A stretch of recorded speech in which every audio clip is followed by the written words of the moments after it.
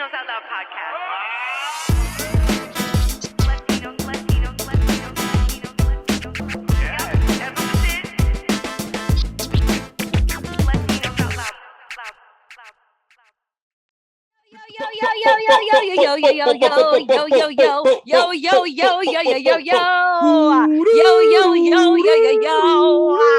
This is like a very Hollywood episode.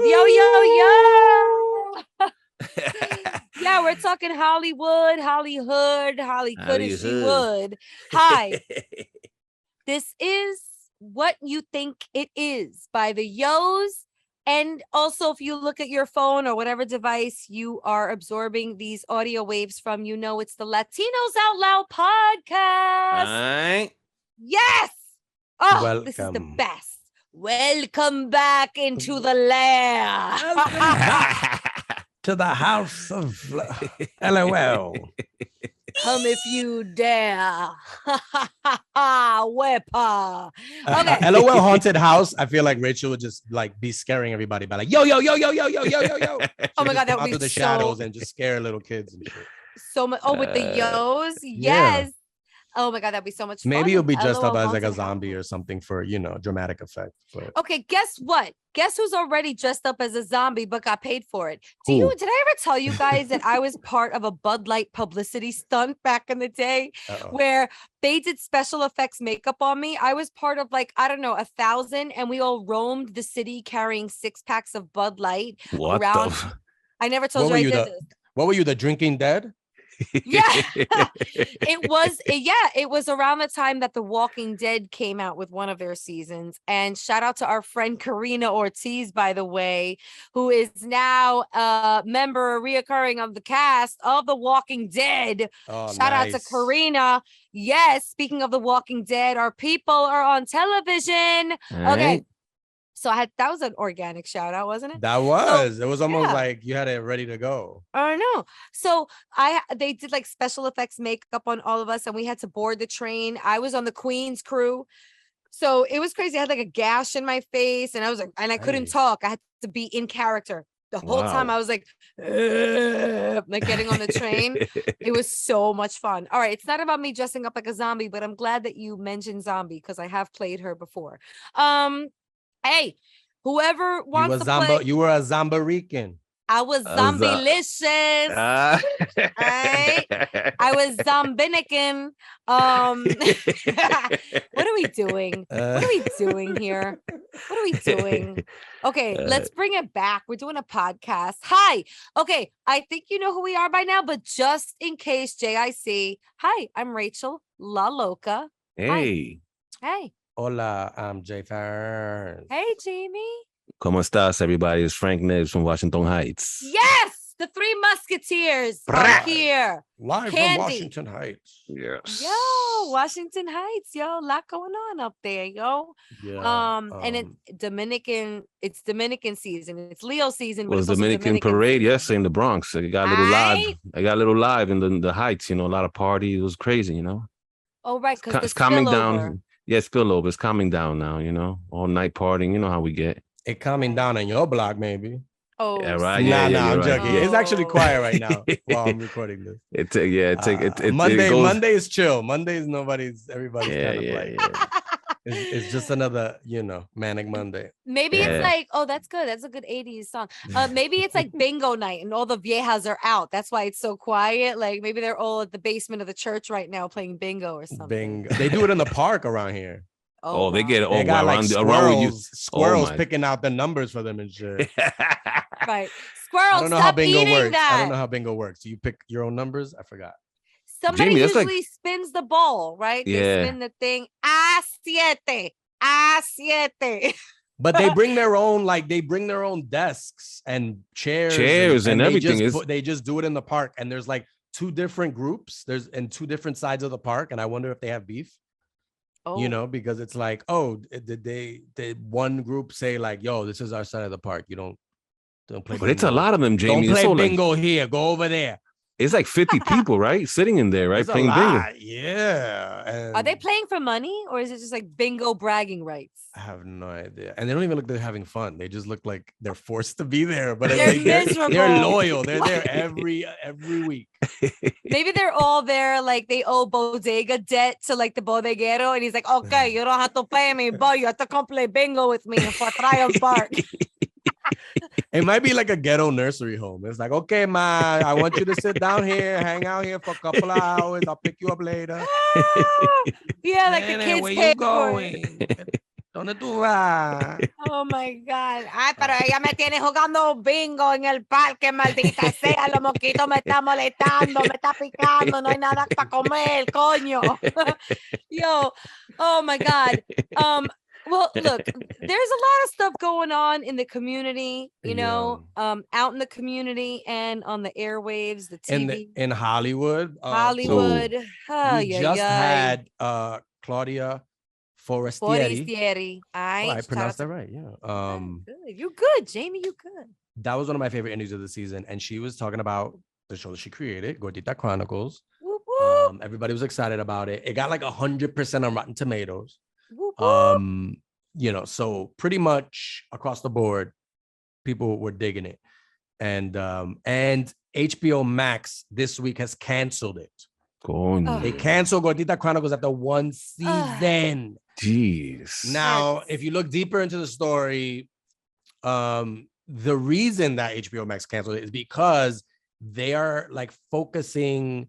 They're not focusing on live action kids and family programming anymore, even though I think that show is still. I think Gordita Chronicles is a comedy that everybody can enjoy. I don't really see its limit. I don't know, like if you label it as a family show, like it's just funny. But that is the reason that they made the difficult decision to end Gordita Chronicles at HBO Max. They did it. They did. They did say that it earned a critical acclaim and a loyal following, which you've seen online, because a lot of people are kind of like another Latino show, not given a chance to flourish and continue and grow. The good news is that they are looking for a new home. So, again, shout out to Claudia Forestieri, Brigitte Munoz Leibowitz, who is also the showrunner. And then, you got Eva Longoria and Zoe Saldana, like the producers and stuff like that. So but why I feel like those happen? two women are going to find, they got some favors they can ask. I'm sure Zoe be like, yo, come on. But why you guys think this keeps on happening? I don't get it. What's going on? We came out of that screening, Rachel, and people were clapping and everything was like, it was like on the up and up. I don't get it. What's going on? What happened to I Hentified like too? HBO Everybody was Max... upset with Hentified, right? Everybody was upset with that. What's going on? Like, I saw people saying like, yo, I watch it. I support, like, I don't know. I don't get it. I mean, it could be advertising. I don't know how much HBO Max advertised it. Did they advertise it really hard to, and aggressively? So some people can, look at that. Other people, again, if it's true that they're going in a completely different direction, it seems like bad luck, bad timing. But who knows? With Hollywood, it's always, they say one thing, but it might be, they're not completely being honest. I don't know. I mean, I think that it's good enough to find a new home, though. And a lot of these shows lately, even One Day at a Time, managed to find a new home for a couple of years after they were canceled. It's tough out there in these TV streets, right? Rachel, any thoughts? I concur with your thoughts. There's always just seems to always be a missing part of the puzzle, right? We hear from so many of these showrunners and producers and writers that, marketing, or, change of programming, change of format, or, whatever the case may be. It doesn't take away from the sadness. We left that screening, to Frank's point, kind of chanting, some of us aloud and some of us internally, that we finally see a Dominican family on television. So I think the natural reaction is to feel like something was just taken away from us. But Right. I think we also, like, as as our guest speaks to, I think it's also our job to call out some positives also that came out of this.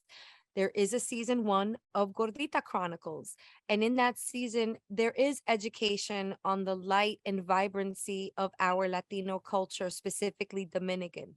Also the story of an Italian father, that not only, the first show that we see on television may not be the typical Dominican experience to somebody here in New York, but I also think that it's a really deep experience that's almost a microcosm of what we're seeing in this country anyway. And I say that as a biracial Dominican. I think that, let's just take my story, for example. My dad's, Russian Jewish, Eastern European. My mom is Dominican. Like, do you know how much I related to Gordita Chronicles? And Mm. in my head, I'm saying to myself, this is what the country looks like. This is what we need. Mm. Maybe they weren't ready. Maybe they weren't When are they ready. going to be ready? And I always hear that answer. You know what? I'm not saying that. Oh, I am okay, not okay. saying that. Okay. That's not my excuse, because I'm sad, but executives, I don't know, the check signers, Right. maybe they're not ready. Maybe they're learning, but they're still not ready. I don't know the case, but We we need have like to our own celebrate Latino it. Hollywood, like, Tyler Perry opened up his own, space for, African Americans. I think we need that eventually, you know what I mean? Where but we he's could the one have who our own writes all the stuff. shows. Hey, but Yeah. we Does need they hire any writers? No. But can I we need also, we need that type of financing, you know what I mean? I think, with all the Latinos, the Mexicans, the Cubans, the Dominicans, the Puerto Ricans, I could keep on going. We need our own financing, to our stories and our productions the way we want to see them. Because Rachel, I love the Gordita Chronicles, but some people have little exceptions with the storyline and the, Yeah, but and that's the thing with certain Latino things too. That's the thing with these Latino projects too, is that Latinos are the biggest haters as well. Let's be real. They hate on their own shit. And because they have so much passion for their culture, but like they can hate like no other. And so if they don't like something, they're gonna be heard. So I don't know. It's tough sometimes when you have detractors for everything, right? And I think nothing's gonna please everybody, you know what I'm saying? Right. And I, and I'm not the type to support anything. Like, I like Gordita Chronicles because I thought it was really well done and it was funny. But if it was a crappy show, we wouldn't even be talking about it, Latino or not. So I just think we need to, celebrate, support. And you don't need, even if you're not watching it, like, don't just shit on it just because you assume that it's, offending you in some way or not representing, because all these shows can't represent everybody's Latino experience, yo. Like, this That's is true. a particular, and we had sorry, we had Claudia on the air saying the same thing. This is her story. This is not every Latino story. So right. I think some people gotta stop judging stuff on their, because it doesn't represent their story, because then we're never gonna have any Latino shows or movies that last, we're not gonna have any shows that last a second season, and we're not gonna have any movies that get funding. And so whatever, it might, it is what it is. That's my opinion. I think, and again, it has to be quality, because I'm not gonna defend the show if it's not good. But I thought Gordita Chronicles was a solid show that deserves a second season. And again, I hope it finds one, because also in this TV landscape, you do get second chances at times. I don't know if anybody wants to dispute what I said though. No, I want to actually say something about Claudia Forestieri's heart. I don't know how she's breathing, because she had a hell of a week. Okay, I'll just put it to you this way, because the same week that we found out Gordita Chronicles was canceled, we found out that our girl Claudia Forestieri, creator and executive producer of Gordita Chronicles, signed a deal with Sony Pictures Television. Come on, people.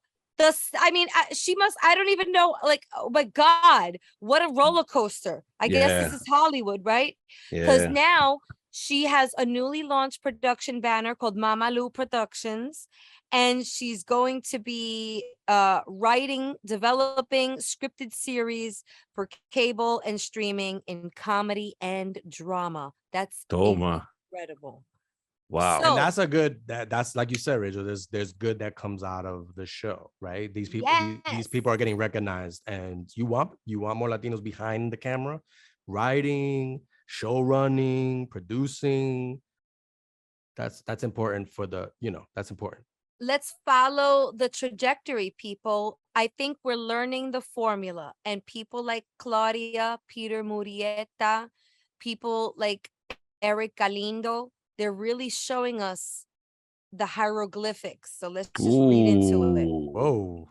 They're The leaving hieroglyphics. They're leaving behind the Latino hieroglyphics for us. So it's up to us to see the signs, interpret, and take action.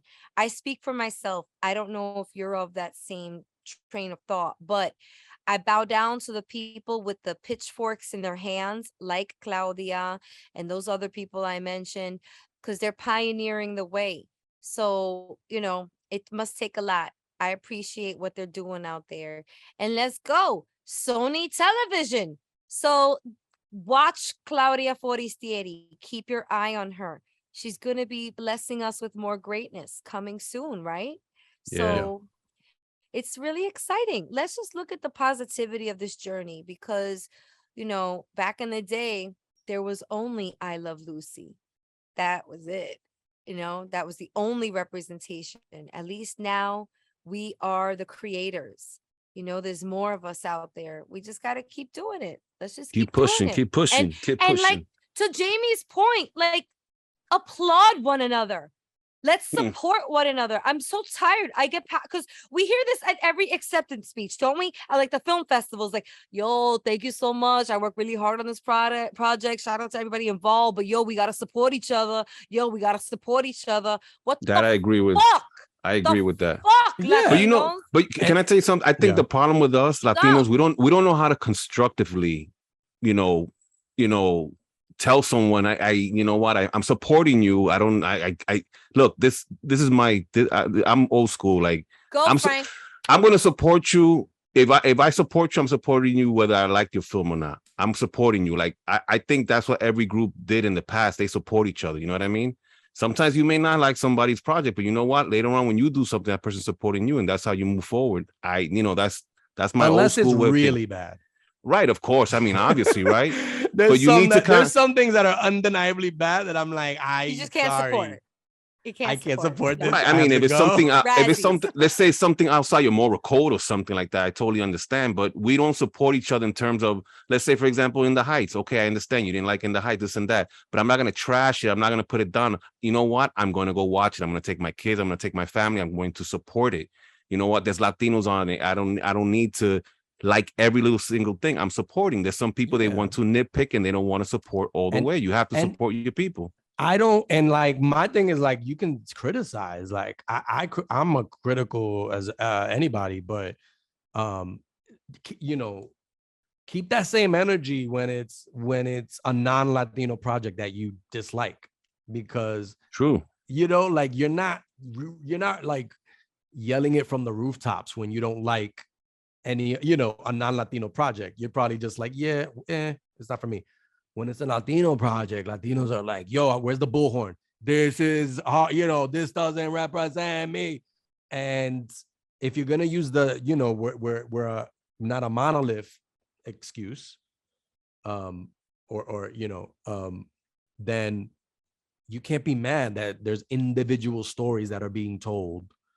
What you need to be mad at is that they're not hiring all types of Latinos to tell their stories, right? And I think the anger needs to be more at Hollywood in general and how the sausage is made. Like we have to be more pissed off at that, and that is something that I don't know. It's always been a uphill battle for us for minorities in general, but especially telling Latino stories.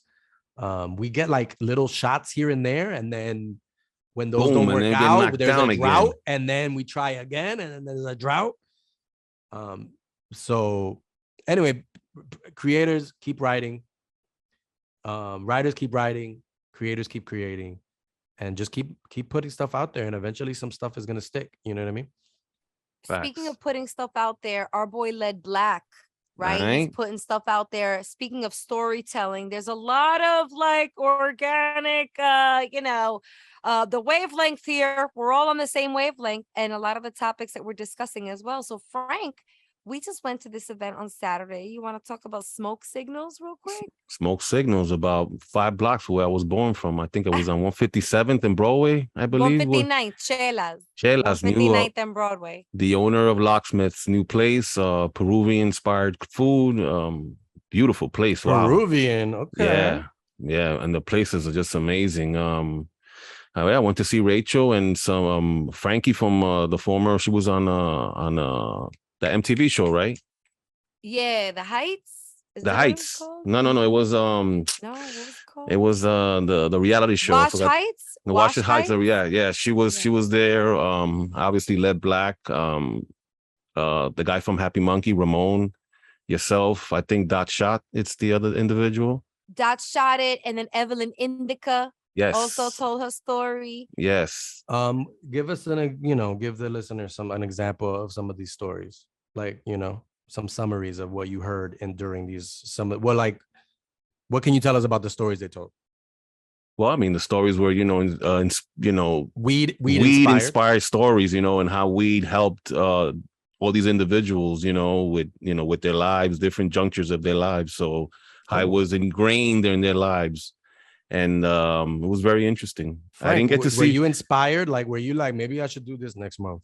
I mean, a few people came up to me and told me that. That's hard, man. I don't know how you do it, Rachel. Ooh, That's do it.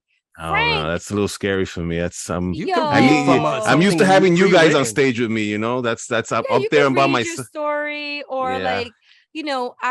all right. So I'm just gonna fill in some of the blanks, like about the stories. Like, this was inspired because Led Black was featured in a moth story. The moth stories, Right. that traveling exhibition, and he's done it twice, I believe, once in Jersey and then once at the United Palace. And so he was inspired, and I guess his thought was that we are natural born storytellers, especially in that uptown community. Think about it. I remember going to visit family, and there were always a mix of people, not just the jóvenes, the jóvenes sitting on milk crates telling each other stories in front of the Facts. bodega. Yep. There's always going to be milk crate recliners, okay? Because they be rocking back on it. Whenever there's like a high point in the story, the viejo rocks back on the milk crate like, déjame decirte, joven. So that was taken uptown to Chelas, 159th and Broadway. And some of these stories were like, there was just a variety of stories. Dot Shot It is a photographer from uptown, and through a connection and maybe a little bit of Led's guidance, was able to get a number of his photos and artwork in the film In the Heights. Yeah. That was crazy. The story behind it was crazy. Yeah. Frank, he spoke about that his story had a lot to do with the universe, Of course. and what you put out there and how it came back to him. And after, so he was talking about his pandemic pivot. I talk about that all the time, that right before the pandemic, he had things lined up, with a celebrity DJ. He was going to be doing his thing. Then the pandemic hit and he started taking pictures, and look at where it ended him. He's got credits in the film In the Heights, and he's pursuing that career now. He also expressed a great amount of gratitude, and I loved his activity. He handed out thank you cards to everybody in the audience. Wow. And told them to write something to themselves, and then we all gave it back to him, and he's kind enough to pay for the postage. Thanks a lot. And he's gonna mail those back to us in 6 months. Wow. Don't you love that? Interesting. And then shout out to Evelyn Indica. You know, Evelyn Indica told a really gangster story about how this woman ran the four corners of an area in the Heights. She's like a Heights legend. I don't know her personally, but I've heard people mention. You mentioned her to me the other day. I've kind of heard her name, through various people. Yeah. So she kind of went from being the hustler on the four corners to taking her love and passion for cannabis to publishing, right? Like she's got like a digital entity. She's part of a cannabis coalition. So she like took her stuff legit. But man, her swag, her street swag, her storytelling ability. I didn't even care what she was saying. I just wanted to hear the woman talk. Like, oh my God. And then I told my story.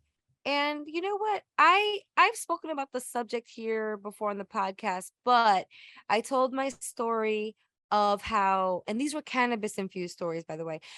My cannabis infused story was how I got to a very dark place in my life when I was experiencing pregnancy loss, genetic abnormalities, IVF, IUI, I coño, everything I did to get pregnant. And how I dialed back to something that really helped me in college, and I like to say I was like the college Kramer of the cipher. I would just kind of roll up. I never copped in college, but I would smoke with the people that did, and it would make studying a lot easier. So when I was going through my depression, I dialed back to those times, high times, and that was where the cannabis sort of got infused back into my life. And I told the story of the pregnancy losses. I already know my story would be like when I got paranoid on a plane after eating the edible. Oh, I've heard that story. That's a good one. You should do it. And like Wayne Brady was there too. He was on the plane, and I remember him looking at me like, "What the fuck is up with this guy?" Oh yeah, you did tell me.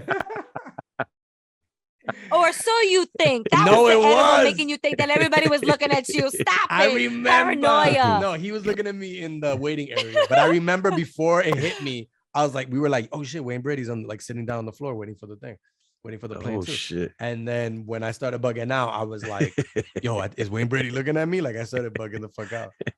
And yo, that was a whole episode, man. I wasn't ready for that. You gotta tell Led. Led would definitely want to make that part of. That's a really good story. Yo, but again, shout out to Led Black and Butterfly Treats and Annette. Vanessa. Shout out to Vanessa. Shout out to the goodie bags. I didn't get a goodie bag. I didn't see it. I don't know if they took them all, but you told me the goodie bags were on point. I like that swag bag. Rachel got a bunch of edibles. Yeah, man. What you were eating? That pineapple edible lollipop? What the fuck were you just eating? I just had a mango lollipop. Edible. And does it hit you? Are they semi-strong or what? I mean, I feel good. I think but you sound like a smooth. You have a better you take them better than I do. Like me, I would be like, I had one gummy bear in LA and I just started fucking crawling on all fours in the hotel lobby, acting like a gummy bear yourself. Yeah, I became a gummy bear. I was all like soft when you feel me up. It's like, oh wow, your texture is so weird now. Yo, but there was a lot of companies actually represented there. Like, I think these goodie bags are really good opportunities to get like products into the hands of like influencers alike, people who are cannabis disruptors themselves. So it was really cool. Shout out to everybody who came through. Shout out to Yaya. Shout out to Frank. Shout out to my girl Erica. Black Rose was in the building. Yeah. It was a really, really good gathering of folks. And I hope to see this happen again. So events on events, people. Then let's take it to the New Eurekan Poets Cafe, right? All right. Yo. Well, this takes us to who our guest is. So we'll talk about this event, and it's a perfect lead-in. I think so. Wow. I can't believe that place is still around. How many years has that place been around? The New Eurekan Poets Cafe is a landmark. It's a New York staple. I think it's a landmark. I'm pretty sure it's a landmark. Know. But there was during the pandemic, it was shut down for a while. Sadly, the founder passed away. Oh shit! Yeah, during COVID. Yeah, you're right. But how happy are we to say that the newly appointed executive director of the New Eurekan Poets Cafe is Caridad de la Luz, La Bruja. Oh shit! Wow. shit is right, yo. Wow. Caridad La Bruja is running the institution. Wow. And I can't think of a better Boricua to do it. Seriously. I agree. I She's totally super agree. Boricua. Holy She's shit. super, yeah, she reps horde. To the Yeah. soul. And Yeah. the connection to the arts in New York City. Wow. La Bruja is the arts of New York City for Boricuas, for many Latinos. I Wow, don't you think shocked just me with that Boricuas, one. but- You hit me in the head with that one. Holy right? snap. Isn't Yeah, that a yeah. beautiful, Yeah, that's beautiful a hit in good the head though? It's a good golpe. that's a nice combination right there. That's And why. she graced us with some poetry that night. Yeah. So Yeah, and she also told me a big secret. I don't know if I can tell. I shouldn't say it on the, but all I could say is the New Yorican is about to become bigger and better. Oh Ooh. shit. And it's all Oh, under the light of Caridad de la Luz. So Wow. yeah, see what I did And there? nice. Okay. So we were there. We were Jamie, there. tell everybody what we was there for. We were there. It was kind of the premiere party and a Q&A about a new, very interesting podcast called Rubirosa. Rubirosa with Christopher Rivas. Okay. And Christopher Rivas, actor, writer, now podcaster, author.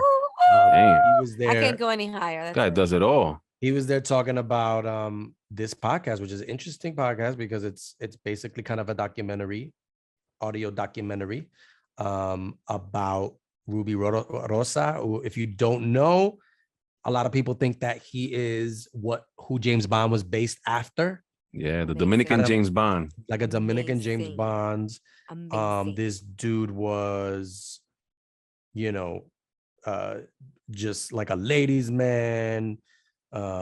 He had a lot of, raced cars and hung out with important people and celebrities and politicians and this and that. And maybe he was a spy. Who knows? There's some of that in there. So an international man of intrigue. And this podcast really goes in on this man who I don't think a lot of the mainstream people know about. And I even asked Christopher about it. I'm like, how hasn't this guy have his own like big budget movie about him, because a biopic, because it seems to me there's a lot of stuff to unpack with this particular man, good and bad and mysterious and controversial, and also stuff up Frank's alley. A lot of conspiracy type stuff. Oh, yeah. Yo. It goes deep. And La Bruja did a Q&A with him. She interviewed him, and we learned a lot about the show and about him and about the journey to the show. And that was great. And he's also, so we were like, yo, let's get him on our show, right? Wow. You guys got him That on was right it. away. Well, let me just tell you, I had the honor and privilege to have been asked to MC a portion of the programming. Ooh. And Yeah, I Rachel was like, killed it. Can I say, as a viewer, I did. she had the audience in stitches. Oh, how And- appropriate, because Stitcher was there and I had them in stitches. How great. She has Stitcher and stitches. Shout out to Stitcher. I mean, just saying, they're supporting the Rubirosa doc. So shout out to Stitcher docs. That is good. See, that's what she was doing on stage. She was just like, I don't even and she was like, remember. I didn't even know, like, Rachel's, I don't know if you've been working on this, but your crowd work is very impressive. You was just doing like random crowd work, like, yo, somebody would walk by, yo, what you drinking? Okay, let me get a drink. And then she throws some jokes in there. Somebody walked by with a pastelito and I was hungry. I was like, yo, let me get a bite. And he Let offered me me get a some. bite. I was like, let me get a bite. And he gave it to me. He's like, oh, you took the chicken one? Why you took the chicken? The cheese is the better one. We can make chicken pastelitos any day. When do you get the Dominican cheese? But it was funny. It was I love entertaining. messing with people. I love Yeah. man on the street or woman on the street. I love just, I'm not really like working on my crowd work per se. But I'll tell you this much. I miss being in front of an audience. So any opportunity that I do post-pandemic now, I'm going to fucking suck you dry hard. You know what I mean? Like in a good way. I just want to get on stage and I want to have the mic all day, all night and mess with people and bring them to another level. Everybody was just laughing with me. I feel like it was just like, we were hanging out. The New Yorican is such an iconic institution, yet it's so intimate. It feels like our sala, like you're in somebody's sala. Yeah. Like you're like, wait, is there plastic on the bottom of his chair? Like you feel like you're sitting on a couch with plastic on it. And I want to just say that the evening was really put together fairly, just inclusive of so much talent and so organized. And shout out to Carlos, right, for helping, Christopher celebrate his birthday and surprise him with a cake. Wow. I gotta say this. My past. People have asked me to like hold the cake as we enter and surprise someone for their birthday, and I've dropped it before. Oh, you guys remember snap. I dropped Ariana's cake when we surprised her. So nobody. Don't trust me with the birthday cake. But what you can trust me with is like starting or corralling for the happy birthday surprise. That I'm good at. That, you know what I mean? Shit. Like I took a look to my left and I was like, are you ready? And then I was like, okay, dim the lights. I was like, okay, everybody. And then everybody started singing happy birthday to Chris, which was so nice. Shout out to Notch, who was in the building. I haven't seen Notch in so long. Mira que bueno. Yeah, of course. Love that song. He was in the building. And so then the Q&A, we learned a lot in that Q&A. We learned a lot about La Bruja too. Yeah. I loved that Q&A. I love a good Q&A. It was a good Q&A. But from that Q&A, we were like, okay, we got some questions of our own. Yes. And we will ask him when we do the podcast. So then that's what we did. We are such New Yorkers, by the way. We did it to Claudia Forestieri. We went to her event and they were like, be on our podcast Monday. Okay. Yeah. Bye. Like we're strong arming people. What's up? We're guests. We're sorry. We're not bullies. We just really want you. And we want to really highlight your show or your project. That's really what it is. But we did the same thing to Chris. We're like, wait, how long are you in New York? What are you doing Monday? Let's go. and both of those were long interview. Claudia's was a really long. We stayed with her for a while, and which is means that it's a good interview. And we also had our interview with Chris is another long but good one. And I feel like it moves pretty quickly, and you get a lot of information about what he's up to with the podcast, but also in his career. He's doing big things. So, is everyone ready for the interview? We're ready. Estamos ready for Rubirosa. All right. Without further ado, here's the interview with Christopher Rivas. Vámonos. All right, you guys, this is the part of the show here on the Latinos Out Loud podcast where we interview someone amazing. I say it every week, every time, and I am going to stand true to it. I really feel that way about this guest, and we're so close to him at this point. We've been seeing him quite often. Please stop your cars because I don't want you to clap and drive at the same time. And I don't want that BS thigh clap either that you do in the theater if you're holding wine, where you like clap on your thigh. So please break, put it in park, and put your hands together for podcaster, writer, actor, Christopher Rivas. Yeah. Yeah. No What's thigh up, y'all? clapping. No thigh clapping. You can do the clap that Will Smith did in Fresh Prince of Bel-Air. You know where he said, "My mama got one hand, she clapped like this." Oh Lord! Wow, from the clap to the slap. I see you, Will Smith. Okay. Hi. We're not going to talk about the slap, are we? It comes up so often. It really does. Like in comedy, it's everywhere. But this is about Christopher Rivas. So Rachel, you're saying that we've recently seen Christopher. Where did we see him recently? Great question. I have an answer. Okay, this is so great because I had the pleasure of being like involved. I was part of the crew, you guys. I was part of the crew of this amazing essential event. part. Oh, stop it. You were the essential part. You were the guest of honor. Let me tell you what this man did. Okay, it was his birthday last Thursday, and he also was not only celebrating another revolution, right? He was also celebrating the launch of an incredible podcast on Stitcher Docs about the life of Porfirio Rubirosa. Who, let me tell you, Christopher Rivas, we talk about him a lot. I think he comes up quite often when we talk about, really? like Hollywood sex stuff and like iconic Dominicans, normally around like Dominican heritage celebrations. You know, I say loosely often, but I will say there's a fascination of his character here, strong, deep at the Latinos Out Loud podcast. So I mean, everything. as someone who doesn't really know that much about him, like I was, and Christopher that night had a great Q&A talking about the podcast, which we're going to steal questions from.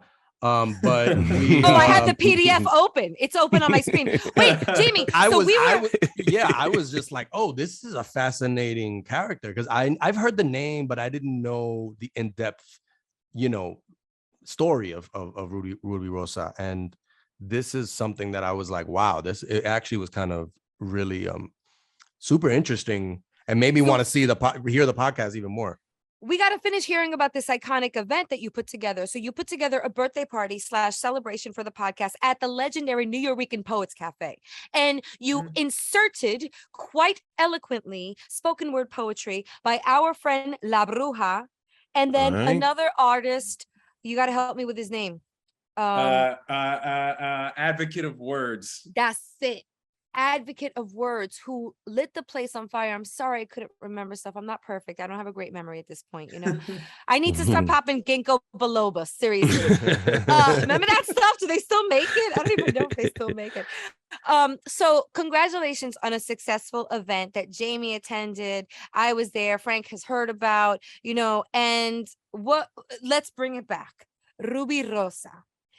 Please share with everyone what this project entails, what people can expect to hear from Rubirosa, the podcast. Yeah, so for those who don't know Rubirosa, Porfirio Rubirosa, he was twice the richest man in the world when he was married to Barbara Hutton and when he was married to Doris Duke. Those are 2 of his 5 marriages. He was an international polo champion. He was a race car driver. He raced for Ferrari, Le Mans twice. Le Mans is a 24-hour race. He lived in Hitler's Germany, Fidel's Cuba, best friends with Sinatra, the Rat Pack, the Kennedy. Damn. He ran guns for Meyer Lansky and the New York City mob. Lived in Argentina, spent most of his life in Paris and in the DR. And he's quite possibly the inspiration for James Bond. So he was an agent, basically.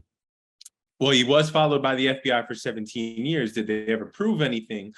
Like, did he get arrested? No. But did they follow him for 17 years and bring him in for questioning? Yes. And we, in the podcast, we order the FBI documents. We get all of them. Incredible. It's crazy. We read them. That's what funding will do. Some funding and some journalists. But look at the output. Yeah, thank you for funding. This topic is incredible. Wow. Has so many layers. This is una cebolla. This is an onion. Oh my God. And the layers don't get go ahead. I'm sorry, Jamie. I just want to emphasize that it's still a mystery, right? There's still some question marks associated with the case. Go ahead, Jamie. Sorry, I get very excited. Chris, okay, first of all, how did you come across Rubirosa? Was this someone that you just kind of grew up knowing about, or was this something that you came across recently and was just got kind of transfixed by this man's history? Yeah, so when I was in college, I was a young acting student in Cal Arts, like a mainly white conservatory.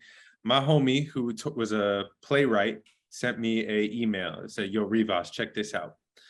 And in it was this Vanity Fair article about Porfirio Rubirosa. And I guess my earth was shattered, because I know that hundreds, thousands of people had read this article, but nobody went on the rabbit hole like I went on. Nobody had their whole life changed like I did. I was obsessed. I told everybody about it. I didn't know why I was obsessed. I Googled everything I could. People in school started calling me Ruby. Wow. For sure. everything in my life was like, why is this person? I went to my dad and I said, yo, you know about this person? He said, yeah, I know about this person. No big deal. I was like, no big deal. Why? Like, this is epic. This is an epic person. Like, you're Dominican, he's Dominican. Don't you want me to know about epic people, our people? And so I felt like the best thing I could do was write a play called The Real James Bond Was Dominican. And I wrote this Great play. title. Thank you. I wrote this play. We took it around the country. The play quickly became, as much as it was about Ruby's life, it was about my father's life, and it was about my own life. Because Rubirosa is really an example of the dangers of being a brown man in this world who needs to be accepted and loved by whiteness. And how whiteness never showed up for him the way he thought it would. And so I wrote this play. Stitcher heard about it, and Stitcher said, we can go further. We can really do some work here. And we do incredible things and take incredible journeys. I mean, we travel to places, we talk to people who were there the night he died. We talked to best friends of his. It's really incredible. Yeah. Wow. Chris, so like, what are this, first of all, Rubirosa has a list of cool things that kind of stand out, like you mentioned, he treasure hunter, raced Ferraris. A couple of things stood out, boy. Sorry, Yeah. just had to Rachel comment. me and Rachel had this conversation. Was he really like the ladies' man like that? Like Rachel I mean, was he like his era's Don Juan? I mean, I don't think Don Juan had anything on him, he's known as, he was the Don Juan, okay? Wow. He's known as the world's greatest. He was the greatest living playboy, and he's known as the last of the playboys. And I mean, he slept with every major heiress, princess, actress, and waitress of the 40s and 50s. Yo, run down the list real quick. We talking Marilyn Monroe. We talking like Zsa Zsa Gabor, right? Yes. Like who else? Why you putting out his business, Rachel? Because rest in peace, my mom. Yo, my mom also told me about him, but briefly, and she's like, "Oh, just a story de Papi Chulo of la República Dominicana." And I was like, "Oh, I thought that was my ex from high school. Who are you talking about?" But then, it was a one-man show, wasn't it, Chris? Yeah, I consider it a two-man because we also have an incredible Dominican drummer on stage with me. But yeah. But that was you performing. I just wanted to call that out real quick. I never had the luxury of seeing it, but I heard about it. So yeah, let's go through that list real quick. Who else was on this list? Because I only named... It's insane. You have a Kennedy in there. You have Eartha Kitt. Eartha Kitt. Oh my God. Zsa Zsa Gabor. Doris Duke, Trujillo's daughter Flor, Daniel Deriu, That's awesome.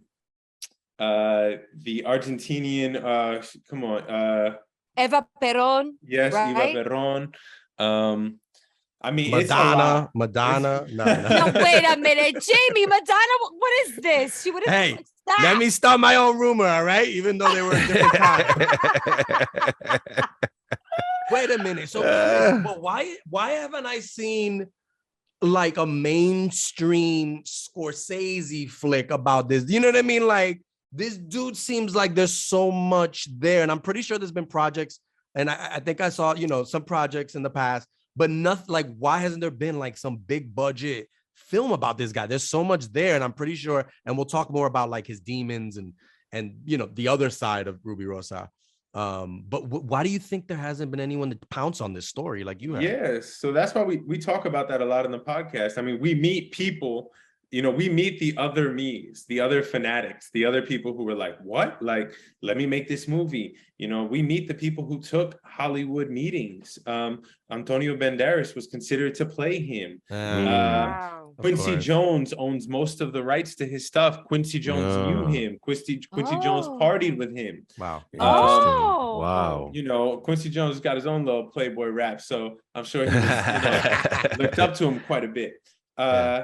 and we chat with a lot of these people, like, why hasn't this story been made? You know, and are we really in the same world where, you know, we get it. Ian Fleming couldn't make a lead character that was a man of color.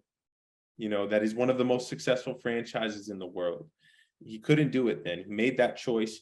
It was probably the right choice, you know, at the time. Do we still live in that world now? You know, it looks evident that sometimes we do, right? You take a Gordita Chronicles. It's a good show, in my opinion. Can't even get a second season. Come on, man. come on This now. is like terrible. Why? And so you wonder why a Ruby can't get that, you know? And Ruby had his own experience in Hollywood. He was going to be in a movie with Zsa Zsa Gabor, and the United States wouldn't let him do it. They rejected his work visa. And imagine, you know, here's this fly Dominican brother stealing all your white ladies. Do you really want that on, you know, do you really want that on screen? That's dangerous. Wow. This is deep. Frank, are your conspiracy horns growing? Of course. You know, I got questions for him all day. Imagine, he was an agent. So, I mean, he was involved with, you know, with the higher ups. So he was in the thick of things back then. So it's just so interesting to me, at least. I don't even know where to go. I mean, this is something. Now, let me ask you a question. I mean, all the studying that you did about him, some people say that he had a lure about him. Women said that he had a gaze about him, that when you looked in his eyes, you would melt. What was it about him? His intelligence. I mean, this guy was savvy. What was it? Was it the big schlanger? I don't know. What was it? Everything. I mean, there's so many myths. We can talk about the schlong. You know. That works. I mean, the magic stick, you know. It was legendary. Right. But I mean, the guy, there's stories, you know, it had to be something there. I heard a soundbite on the Rubirosa podcast that one of the celebrities said 11 inches. Well, damn, Doris Duke said it was like the last foot of a Louisville baseball slugger bat. Oh, wow. Incredible. That's a home run right there. Wow. God bless. Doris Duke. He probably was like, you know, if there was texting back then, he would have texted Doris like, yo, they're looking out. Whoa. Holy shit. I thought you were going to say he's texting Doris. You up? You up? Oh, yeah. Oh. No, Rubirosa with texting would have had probably like 5,000 more conquests. You know, he had a couple moves. One of his moves is when after he saw someone one night, when that person returned to their home would be filled with roses. He would send roses. Nice. And it would say, with a letter to the most beautiful woman in the world. Damn, is that where Derek Jeter got his gift basket? Probably. Listen, I'm just gonna say roses always work. Okay, so Porfirio Rubirosa Rachel was really onto something. He what else did my boy do? He had a thing about he has a quote, and it says, when a woman walks into the room, she is the most important thing in the world. Whether she is 70 or 30, no one else can steal my attention. You know, women felt like it was like being held by a fur coat. You know, it was just a comforting gaze, and he was all yours, and as long as he was yours. Is everybody taking notes here? Is everybody jotting this down? Because this is still relevant. Chivalry does not have to die. Okay. Now, I don't agree with all of Rubirosa's ways. Okay.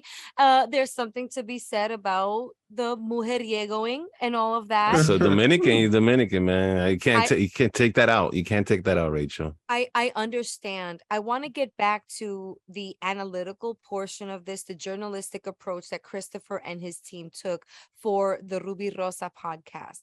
Okay, I don't mean to shift the tone here, but because you know this is comedy, but something that I want to bring up and that was really touching to me as a listener of the episodes that are out right now, people. One of the contributors, an author of a book, someone who is doing a lot of research on Porfirio Rubirosa, who was I think a great contributor to your podcast, Chris. Huge. Sadly passed passed away. Oh, no. Was it 2 weeks before the podcast went live? Oh gosh, it was like, yeah, 2 weeks feels right. It was very sudden. Her name is Isabella Wall. The first book I ever read about Ruby is called Chasing Ruby. She wrote that with her husband, Marty Wall. Isabella was a Dominican woman who discovered Rubirosa like I did. Not Vanity Fair, but in her own way.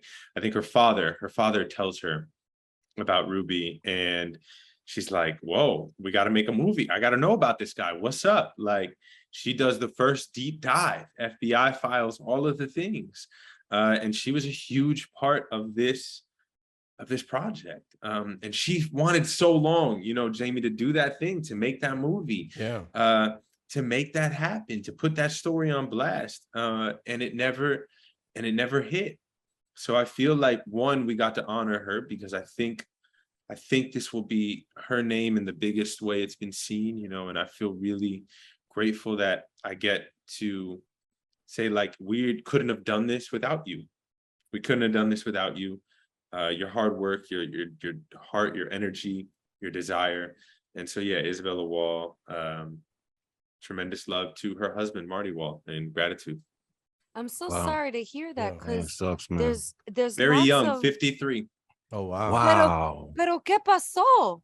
Nothing. He just said she had a stroke at 53, perfectly healthy. Oof. You guys. Yeah. Definitely rest in peace for her. All right. Can I just say the elephant in the room? Can I say the elephant in the, should I? Or is her soul, I don't want to disrespect her soul, but isn't that a little odd? No?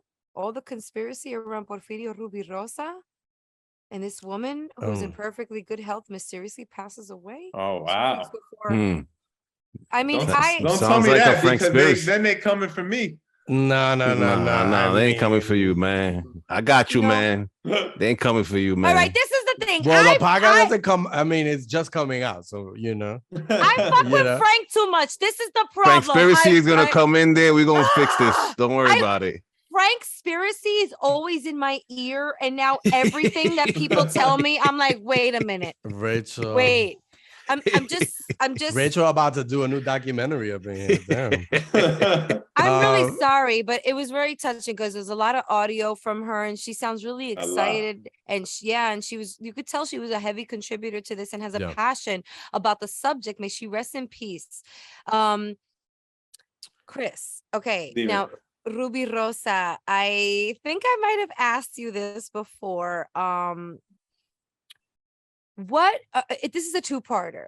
What, if anything, was uncovered through your journalism about Rubirosa that, one, stood out to you, and two, made you feel a little bit of Rubirosa inside of Christopher Rivas? I'll go in reverse. There's a lot of Rubirosa inside of me, like a lot. And that's probably why, like anyone who is sort of fixated with him, it's because you see yourself in them. There's this book, Shantaram, and there's a quote in the book, and I say it in the podcast. I'm going to butcher it right now because the book's not in front of me, but it says, life will give you the opportunity for you to meet someone who will show you what you can become or show you what you should walk away from. And I think Ruby is really that for me in both ways. An opportunity of what I kind of already had in me, what I could become, and what I definitely need to avoid. This endless desire for more and more and more, and like nothing's ever enough, and changing yourself to fit everyone else's eye, everyone else's gaze. So that's what I see. I see a lot of ourselves, someone said Ruby chose me, and then someone else says to me, like, yeah, but you chose Ruby too. You chose each other. Ooh, you need each other. Like, wow. Yeah. And then what surprised me? Is that the next one? Well, yeah, that's part of it. Did anything stand out? Did anything surprise you? Was there any like, oh shit moment that you were like, oh shit, Yeah, there's no, I can't say it. There is one. And it's when we talked to his friend who knew him really well. But I can't do it. I can't give it away. But oh man, no. But that is a good Christopher sneak peek. Like Rivas. people are gonna Yeah. want to like, yeah, we get to meet, because basically everyone who knew him died or like is dead or died. Yo, hold on a and minute, man. No, and then we met the one who's left. And he was with him so much for so many incredible things. And he tells us something that like mind-blowing. what? Yo. This case is still open. This is not caso cerrado. Yo. This is caso this is- abierto. Caso abierto. There's Oh, so much more. man. Okay, Christopher Rivas, you have a lot of work ahead of you. This is like, you can't let go. We are relying on you. This is true crime beyond. I got like a burst of like- heat that went through my body, man. This is sex. This is true crime. This is government. This is politics. This is everything. It really is. It really is. Wow. That's what Wow. I mean. That's why I call him the Forrest Gump of the time. Like, he's the real Forrest Gump. You know how Forrest Gump was at every major event? Yeah. Yeah. That's fiction, y'all. Like, Ruby was everywhere and with everyone doing everything. The fact that there was only one of him is mind-blowing. Wait, maybe there wasn't. Frank's also of Yo, the don't mindset. make Frank has always. I mean, Frank, we're too close friends. I can't stop. I can't do this. I can't do this anymore. Everything is a conspiracy now in my head. Okay. Interesting. There could have been more than one. I don't know, the way you were talking about that at the New Eurekan, that was really interesting too. Okay, look, I want to move on because not that I want to move on, but there's a follow-up podcast. You were my man. I don't know. Do you sleep? You're working on something else. You wrote a book called Brown Enough, and now there's a Brown Enough podcast. The name in and of itself, first of all, incredible. Tell us more about that. What is it? Yeah. What can So we when expect? when Ruby is finished, we have 10 episodes. On September 27th, I don't go away. I come back. And Yes. I come back with a 40 episode weekly show, Wow. which Wow. you say wow, but y'all been, like, this ain't nothing for y'all. It's a lot for me though. It feels like a lot. I'm like, ooh, when you told me that number after doing, working on 40, I'm like, damn. They're spread out. They're spread out. Oh. Right. Yeah. It's a 40 episode weekly show called Brown Enough, which is based on the book. I wrote a book. You should pre-order it. Everybody listening, everybody Right. watching. I did. I pre-ordered. Hello. Brown Enough is, in a world obsessed with black and white, what is the role of brownness? And what do we do with our brown bodies? And that doesn't just mean Latinos out loud. It doesn't mean Latinidad. It means brownness. It means everyone who feels like I don't clearly identify with whiteness or blackness. Where is my home? And most of the world is brown. And so I wrote this book where I explore brownness in the world, mainly in America, but also in the world, through my own personal stories, because that's how I tell stories. I use my own narrative. And I think it's beautiful, and I think it's powerful, and most importantly, I think it's needed. Yeah. So that's what the podcast is going to be. We're going to put brown people on blast. That's awesome. That's our Wow. goal. And it coincides with the book, right? It's like with the get book, the yep. book and this is the podcast. They go hand in hand. Yeah. That's awesome. And that you're really taking advantage of all types of ways to, connect to people, right? You know what I mean? Which leads me to my question. And I asked you this in the Q&A, but I'm going to ask you again, working in the podcast medium. Did you feel, especially as an actor and a performer, did you feel restricted by that format at any time? Did you feel like, oh, I wish I had a visual component to this at this moment? Or did it free you up in a way and say, I can do more here in a different way when it's by it just being audio? You know what I mean? I think restricted, no, because I had a lot of trust in my team. I had a couple of geniuses named John Delore and Abigail Keel, who are incredible. And I'm a big believer in collaboration and listening. Collaboration is about trusting, like, let others be geniuses. And they will bring more genius out of you. But yes, I learned a lot. Like I learned, it's not like writing a play. It's not like writing a TV show. It's not like writing a book. it's texture. Texture is the big word I take away from what I learned about podcasting and audio storytelling, not podcasting, but change up textures. Where are you recording? How long are we in here for? What's the depth of the sound like? Where are we coming from? Remind them who's talking. Bring it back. Like this idea of texture. Texture keeps the ears tickled. Ooh, I love ear tickling with audio. And what's are we getting in the podcast? Are we getting kind of actually like audio snippets from? Oh, in Ruby, and Ruby, it's as beautiful. far as You get the past. I mean, you get reading from his memoir, someone reading from his memoir. You get FBI files. You get interviews with people who knew him. You get interviews with wonderful people like Isabella. You get me at my old apartment in Queens. You get me in the DR. You get me in other countries. You get me in all these places on location. You get me in the studio. You get other experts. You get professors. You get people who study Hollywood. You get Hollywood execs. You get it all. Yeah, you just get this nice blend that's always hitting your ears. You get exes I used to date. No, I Mm. want to add in real quick the sound editing. Okay, that is a masterpiece because, like, just to talk about what you just mentioned, your road back home to Queens, we hear the door opening. We are really taken inside this journey. We're alongside you step by step. It's eerie. It's one of those, I don't know what it is about this medium. And I say that in a very biased way because I'm a podcaster. I think it's, I'll nerd out for a moment when I say that I think it's the most engaging medium out there in the planet right now, other than maybe talking, but if not more so, because sometimes you talk to people you really don't want to fucking hear, like at least when you tune into a podcast, you're listening to something you really want to hear. You chose it, you selected it on the dial. You know what I mean? So to add to the sound editing portion of podcasting, where we're going, shout out to Augusto, who's our sound editor. Who even makes our comedy and everything we say better with musical interludes and segues and all that crispy stuff. Straight out of Mexico City. What? 4,800. But you also tell me about your involvement, if any, in that process. Were you down to the editing? What was it like working with Stitcher Docs? Because I don't even know if everybody knows, like, we know Stitcher Docs, and Stitcher Docs, thank you for investing in this project about a Dominican icon.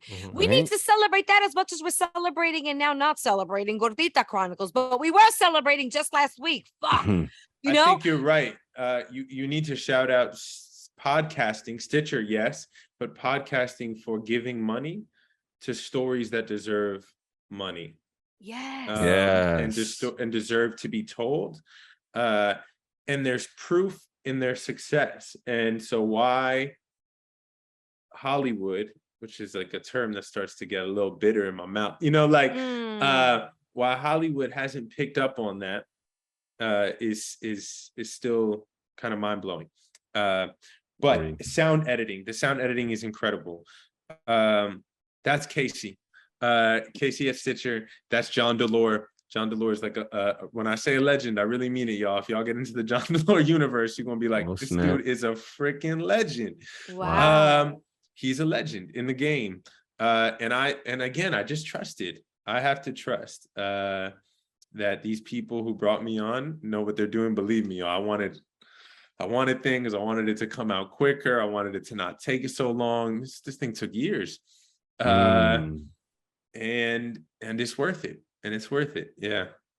Okay, I'm gonna switch the dial if we're talking about the dial. I think I'm referring to an FM dial because I'm old school. So let's go to not Hot 97. Let's go to Hot 2021, because in 2021 and 2022, so and continuing, you play Oscar, Mayim Bialik's man, right, on Call Me Cat. Let's talk about working on that show a little bit. But like not a lot of Latino representation in that cast. So you're holding it down. By not a lot, you would mean one. None. Yeah. Yeah, Oh, you. man. Gee. No one else except for you. So Nah, wait, so yeah. you Ruby Rosa Blossom, right? What I'm hearing, that is epic. If the show was on HBO, yeah.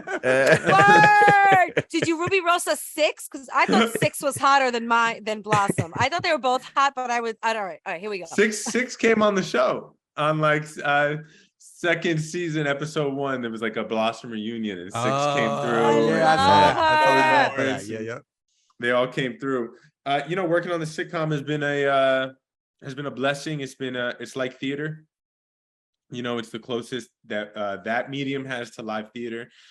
It is as old as I Love Lucy, and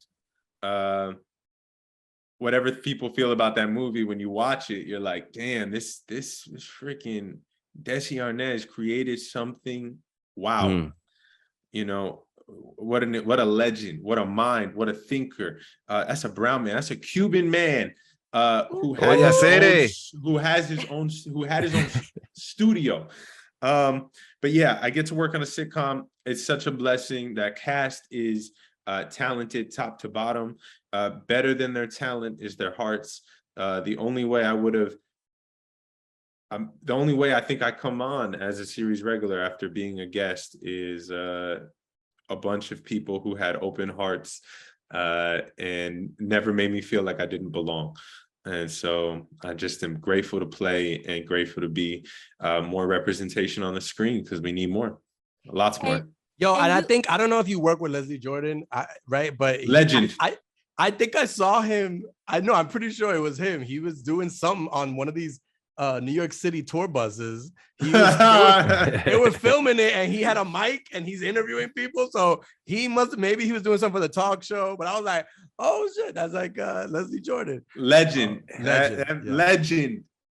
Truly a legend. Well, okay, speaking of legend and a legend in the making, Christopher Rivas, and I keep addressing you by your first and last name. It just has a really nice sound to it. You have a great name. Nice. Can I call you Ruby Rivas? You can call me Ruby Rivas. Yeah. You can call me Ruby Rivas. Someone or can I shorten that to Ruri?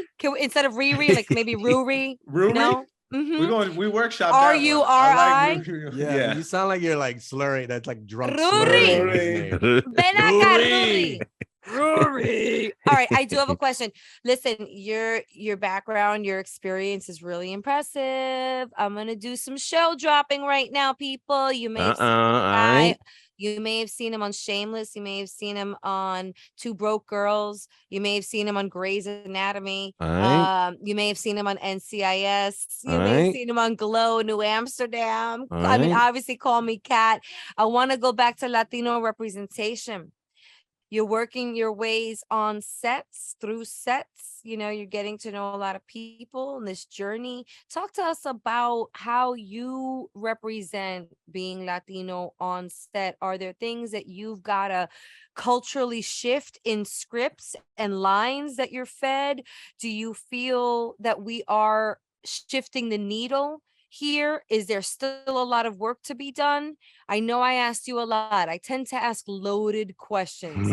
So I'll just load it with 3 bullets. That's it. The rest are empty. The chamber is yours. I think there's tremendous work to be done. I think the work is happening. I think it's happening slowly. I think most writers are white. I think most executives are white. Most people who sign checks are white. Let it be known, right? Like, from my mouth to God's ears, it is nice to receive big checks. My goal is to be the one signing them. Oof. That is when change happens. Ooh, ooh. When people who look like us, come from where we come from, get to make some executive decisions. And this is happening slowly. I'm not going to say no. I'm just going to say it's slow. That needle to be pushed has a lot of pressure against it from years and years and years of other stuff.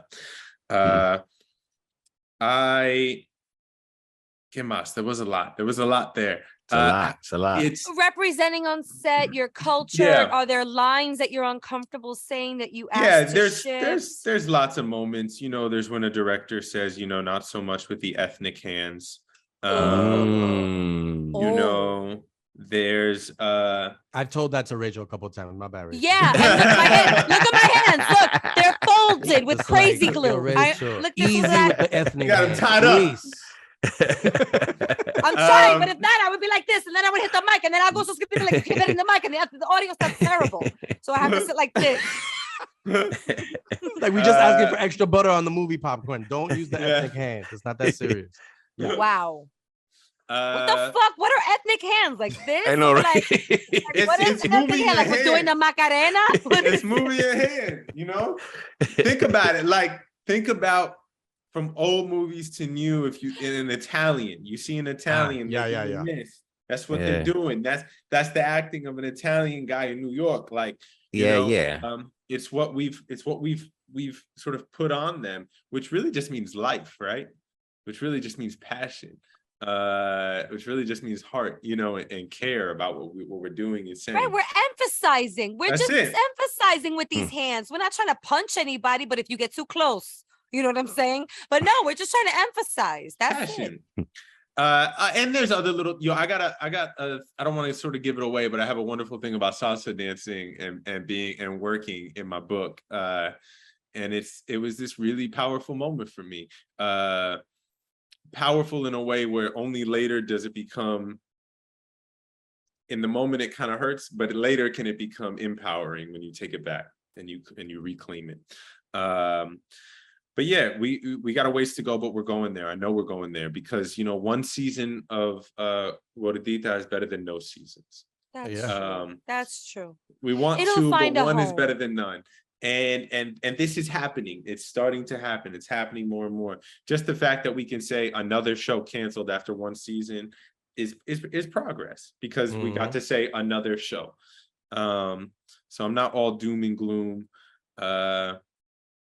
Yeah, I do want to see more of us working, not as day players. Chris, we're about to land this plane. We're all putting our seats on our back in our upright position. But before we go, we usually ask, and this is a cliche question to some, but whenever we have someone who's doing their thing and being successful at it, we like them to give some sort of advice to our listeners that just some wisdom that they've picked up along the way that has helped them on their journey to where they're at now. And you're at really good place right now, doing big things and really interesting things as well. So if you have any words of wisdom to impart on the Eloeros, the Latinos Out Loud audience right now. Eloeros, two things. Listen up, Eloeleros. One is Nipsey Hussle talked about the marathon. And I love that because it is true that you just need to sustain. You know how we talk about sustainability, Yes. like recycled, sustainable. You need a sustainable life. You need a sustainable heart. You need a sustainable passion. Like if you stay around long enough and whatever you care about, people are going to fall off. They're going to drop off. But if you can sustain, if you can persist, if you got grit, and you can just keep going and it doesn't break you. The no's don't break you. You just got to sustain. And so you have to do whatever you need in your life, right? That's faith, that's a partner, that's friends, that's community, that's cooking yourself pasta on Thursdays. Whatever you can do to sustain in your life, that's what you got to do. So that's sustain. One. I like that. Two. There's more people. Last one is... No, keep it going. If you have to sharpen pencils, do that real quick right now. I use a pencil. Go ahead. Two is put your freedom on blast, right?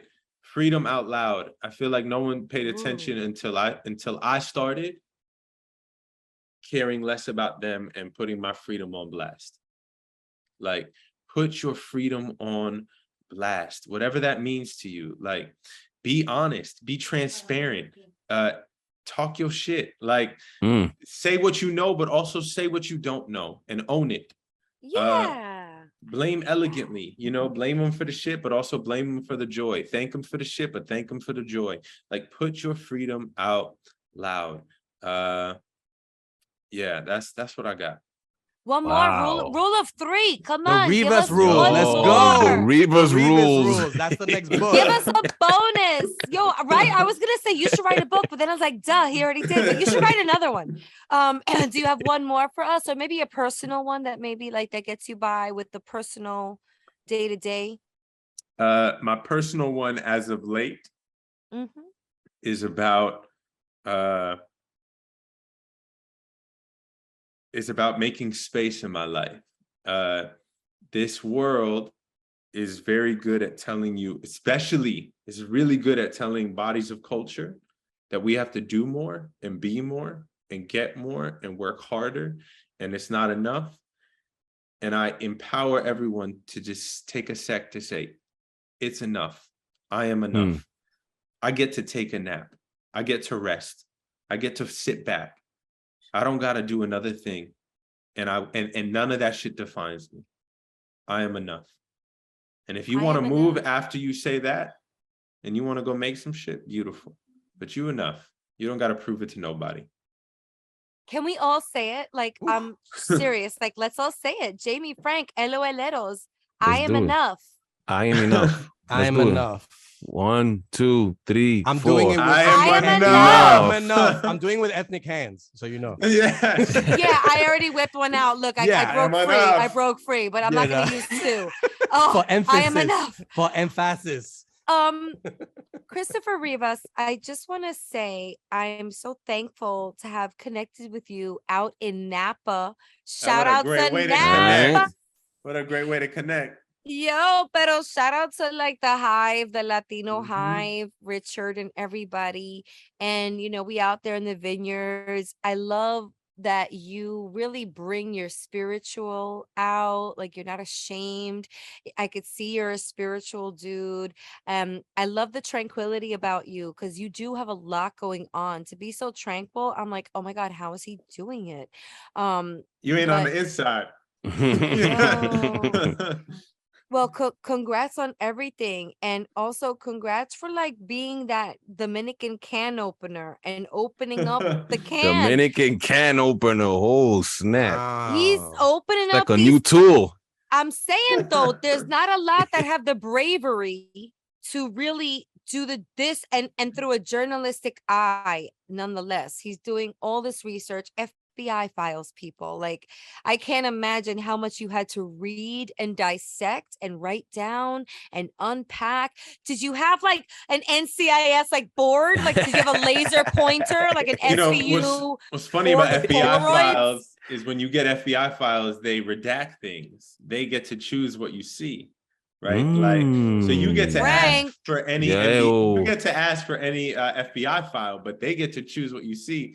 So you'll have moments where it'll be like Rubirosa walked into black line, black line, black line, black line, black line, and then when leaving, black line, black line. So you got to do like Mad Libs, and you got to add in your crazy own Mad Libs. Like, hey kids, let's play a game. Give me a person. Pee Wee Herman. All right, give me a place. David Buster's. It sounds like fun. A Rubirosa board game. Hey. Then you just get all random facts. It's like, I didn't know he owned the elephant. Right. Listen, merchandising, sky's the limit here. Okay, you got a lot you could do here. We got merch. Go get the merch. Oh, snap. snap. The merch is dope. Yeah, we were when we were live at the Q&A, we saw all the merch. Get the merch. The merch is sweaters. Tight. I want to get the sweaters, even though it's crazy hot in New York right now. I want to get it early so I'm ready for fall. You know, the Rubirosa merch is tight, and you get that at like you can get that online. Just at you'll see it on Stitcher, but podswag.com/Rubirosa. But the Brown Enough swag, oh shit, that shit is son. We got some hoop earrings that say brown on one, enough on the other. Come on, these things are fly. Yo. I guess I'm gonna be wearing some hoop earrings. Brown enough. Look, is fly. even wearing headphones doesn't stop me from wearing hoops. In case you haven't noticed. Now, Okay? Rachel's rocking hoops right now. If you're just Yeah. listening and not watching, You know how she's you know rocking how it. there's like there's like permanent makeup. I wish I can get permanent hoops, like just to Permanent like hoops? be glued into my ear and they could never fall off. And like like yank proof because the toddlers and the kids yank a lot. Yeah, I'm I gonna think have if earlobes. Frank wore hoops, he'd look like Mr. Clean. That's true. Oh. That wouldn't be a bad thing. That wouldn't be a bad Absolutely thing. right. Like the Latino version, Señor Limpio, you know? Mr. Clean's yoked. Yo, is Mr. Clean canceled? Is he okay? Is No, anything? he's Hey, yeah, Nah, wow. nah. All right. He's young. I'm just checking in. I'm just checking in. Yeah. A lot of these people, I mean, Aunt Jemima, she's done. He's you more know? sexualized this now, though. The last Yeah. commercial, he was like grinding on his mop and shit. So shout out to Mr. Clean, man. Like, you know, I think being bald is in right now. So are curls, guys. So you guys are good. Bald and curls, I think, are very in right now. Christopher Rivas, I think we have to wrap up, but I would love to ask a final question if you will just share any Hit me. new any bochinche about what you working on or like anything you could Ooh. tease us with. You got coming up. Yeah, we got so we've got the 2 podcasts. We have the book. We're gonna be probably coming to your city to give like a talk, a workshop, or a book signing. So look out for that. All right. That's going to keep us busy. And then we are we being I have like I consider myself a part of a team. Right. We are shooting a couple of things. Yeah, so there'll be ways to hang with your boy. Okay. Yes, we love it. Please, one time for Christopher Rivas, check out the podcasts. There's 2. And also follow him. Christopher, please drop your handles so everybody can follow you. Instagram, Christopher _ Rivas. Yeah. All right. Thank you Thank so you, much for y'all. coming on the show. did That it. was We so did it. fun. All right. I appreciate y'all. Yes. Love it. We love you. We support you. We're watching. We're thank you, supporting. Chris. Don't you just love what he's uncovering through his art? Shout out to Christopher Rivas. Wow. He dropped some dimes right there. Wow. Yeah, and it's a topic that I think he found a good topic. Like this Rubirosa character. There's a lot of layers to that dude. So I might have to help him. I might have to help him with the investigating the Frankspiracy and stuff. I'm gonna have to reach out to him. Yeah. I could help. I think I could, do some journalism work. Yeah. Yeah. And I don't know if we hit this in an interview, but like there's some people that don't like Rubirosa. They think he was like Really? Because he was a toxic womanizer. masculinity. Well, I an brought that up example. a little bit about the Yeah, being we a brought it up a little bit, but mujeriego, I a don't little think we bit, really but- went in on it. So if you're listening to the interview, you're like, hey, this guy was horrible. I'm pretty sure Christopher goes through all the spectrum of this man, from what he learned, the bad, the demons that this dude had, and all the it's not all positive. Like any documentary is going to show all warts and all. So definitely it's not like celebrating this guy, but this guy had a life, and it's a very crazy and interesting one to learn about. So it's definitely worth checking out and finding out more. Again, the good and the bad. So check that out on Stitcher. I gotta hear this. I gotta hear this.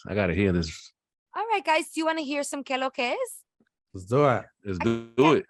Okay. 1, 2, 3, vamos a bailar otra vez. Que lo que, que lo que, que lo que, que lo que, que lo que. 1, 2, 3, menéate otra vez. Que lo que, que lo que, que lo que, que lo que, que lo que. Que lo que. Yeah. Yes, it's time for some shout outs. Gather around the campfire. Okay, what are we gonna do? Who wants to go first? Should we do it at the same time to make it sound chaotic and people decipher what needs to be heard? Or that's not a good idea on an audible medium? Yeah, it might hurt people's ears. That's how my Yes. family talks. I'm used to man. it. Mm-hmm. I'm gonna start, and because I want to give big ups to the peeps at Yero.com. My peoples. Yep. Yero.com, the news and lifestyle platform for Latino men. Yes. They always have the lowdown on the latest stories impacting Latinos, and we love them for it. Mm-hmm. So if you don't know, now you know. So go to YouTube.com to find out what they're all about, because Right. I haven't even scratched the surface. Okay. I don't know why I changed my voice there. But and also if you want to follow me, Jay Ferns, Instagram, and J_Ferns Twitter. And I'm not TikToking right now. I have a TikTok, but I don't even use it. So No, damn, I haven't opened. I have it. like rando Franklin Nibs. Real quick, I just want to give a shout out to a few of our friends. First off, Calexo, the New York Latino Film Festival, is coming up in September. So, guys, we get have ready. Dates. We have Yep. dates. It's a September. I think it's September, the second week in September. Just get ready. Get the engines revving. You know what I mean? I also want to give a quick shout out to our boy Danny Hastings in mediating a situation with a Tigger video. Him and the Real American Cholo got together and they mediated the situation with Tigger, where Tigger did this video with Is it Tyga? a lot of Latinos. I think it's Tyga. Tyga. Yeah, TYG. I think he went. Tyga. Yeah, I We think he just went on. messing up the artists' names Yeah, today. you know, Sorry, man. artists. But anyway, I it was a Tigger sensitive. is, I think that's the Winnie the Pooh character. Yeah. Who I heard is also pursuing a rap career now that Right. Winnie the There Pooh you is go. Yeah. out of there. No, You know. He's but anyway, branching shout out. out to Danny that he mediated the situation, which could have gotten really crazy. Tigger decided to take down the video because a lot of Latinos felt it was offensive, and they mediated. I loved it. They spoke about it like, Wait, man, Danny Hastings is a hip Yes. hop mediator? yeah, man, he I didn't mediated. know that. Yeah, it's Well, on. he's a hip hop photographer, so I guess he knows how to like buffer the Right, situation. and he was, he saw the video and he thought it was very demeaning towards Mexican Americans, and there was some images there he thought that Tigger shouldn't have had, and Tigger went on this guy, American Cholo's show, and they spoke about it, and very, very good conversations where I think, again, like, even between us, we have to have those conversations, you know what I mean? He sat down with this guy, American Cholo, and they sat down and they spoke about it, and he decided, in good faith, he took it off his YouTube channel, and he's not supporting it anymore. And I thought it was a good thing. I also want to give a big RIP to Bill Russell, the great NBA center. I also want to give an RIP to Nichelle Nichols from Star Trek, La Morenita. She just passed away yesterday. That was like my first Morenita I loved on Star Trek, one of my favorite shows. And rest in peace to those two greats. Frank. Thank you, guys. Frank, I love your shout outs. You take the time to craft them, and I really appreciate that. That's dope. Thank you, Rachel. My shout outs, I want to shout out our friends over at NGL Media. Shout out to the Bens. Oh man, I heard about that. Ben Jesus. Shout out to Dave Chattel. Wow. And shout out to our friend and an icon in our comedy space, John Leguizamo, for the big power move. There's an article in the Los Angeles Times. Basically, they have acquired or merged, I should say, with Go Digital Media Group, Me Too. Y'all know Me Too. Yes. Oh man. Me Too, the LA-based digital media company, storytelling and videos that target Latino audiences. And they also have a 14,000 square foot studio in LA that I've visited before. Wow. And that is incredible. So like, that's a power move. Hell yeah, man. You know what I'm saying? Like NGL's been a supporter of us as, some of us as individuals. And, we've been working with them in their initiatives for years now. I think this is a power move, and it goes to what we were talking about before. We need more decision makers that get it. So this could be a move in a really good direction for us as far as content. So Shout out to Ben, man. He hooked us up, man. When he went to Miami, he always gave us a lot of love. His dad, his family. Yeah. Down to letting us rock in his Airbnb, down to letting you go through his closet for edibles. You know what I'm saying? His brother gave us mad love, took us around Miami. Yeah, right. Man. Rest in peace to his other brother. Little brother. Yep. And these are guys that have been working hard, and really happy for them. And I think this is really something that we can stay close to and report back on. And I think that we can expect some power moves. And also I want to add shout out to Joe Bernard. I saw Joe Bernard at Danny Hastings' art installation that we went to last week. So All right. love it. Okay, you can follow me at Rachel La Loca. There's some more stuff coming up. We got our road to a milestone episode up ahead. So keep rocking out with us. Want to thank all the LOLeros, the advertisers, and then we got to thank our team behind the microphone. Don't we, people? Yeah, let's do it. All right, Jamie, I know you usually like to lead, but if I may, I'd love to shout out, first of all, people know him as PDP. Pablo de Pablo. Behind the scenes, PDP. Yeah. PDP.